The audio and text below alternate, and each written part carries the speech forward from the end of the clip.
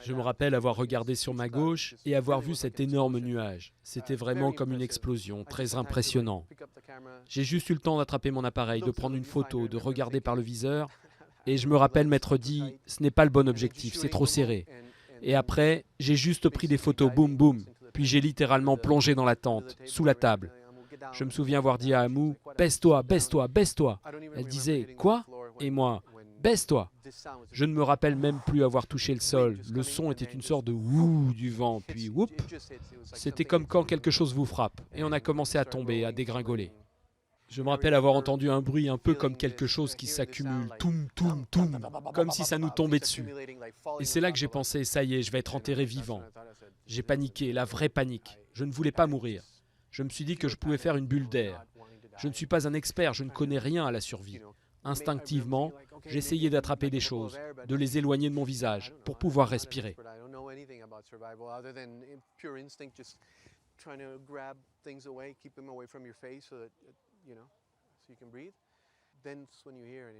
Après, on a écouté, il n'y avait rien, pas un bruit, juste le silence profond, et c'était assez terrifiant.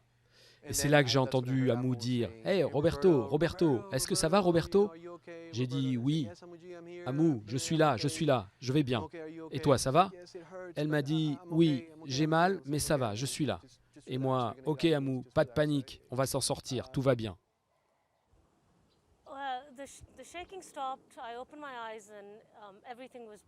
Les secousses se sont arrêtées, j'ai ouvert les yeux, tout était blanc.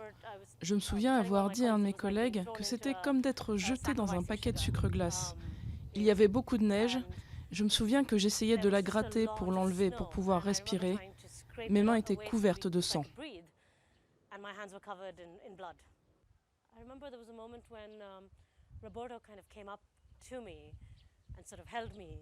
Je me souviens qu'à un moment, Roberto est venu me voir, il m'a tenu, il m'a dit « On est dans un truc énorme, mais on doit travailler malgré tout ».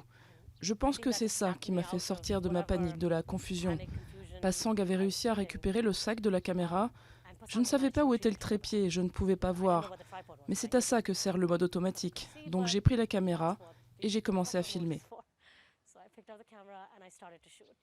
Le fait est que pendant les premières heures, je n'avais aucune idée de ce qui s'était passé à Katmandou. Je pensais que ça ne concernait que l'Everest. Et je me souviens m'être dit, on va rester ici une semaine au moins. Je me suis dit, c'est ça l'histoire, c'est l'Everest, un an plus tard. Ce n'est qu'après que je me suis rendu compte que quelqu'un a parlé de Katmandou. Et je me suis dit, oh mon Dieu.